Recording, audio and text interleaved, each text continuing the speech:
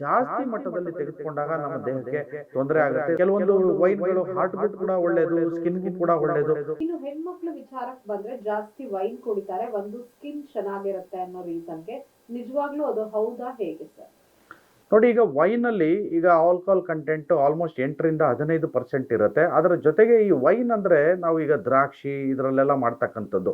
So ಈ ದ್ರಾಕ್ಷಿ usually ಏನಂದ್ರೆ ಆಂಟಿ ಆಕ್ಸಿಡೆಂಟ್ಸ್ ಜಾಸ್ತಿ ಇರುತ್ತೆ. ಹಾಗೆ ಸಾಕಷ್ಟು ವೈಟಮಿನ್ಸ್, ಮಿನರಲ್ಸ್‌ಗಳು ಕೂಡ ಇರ್ತವೆ.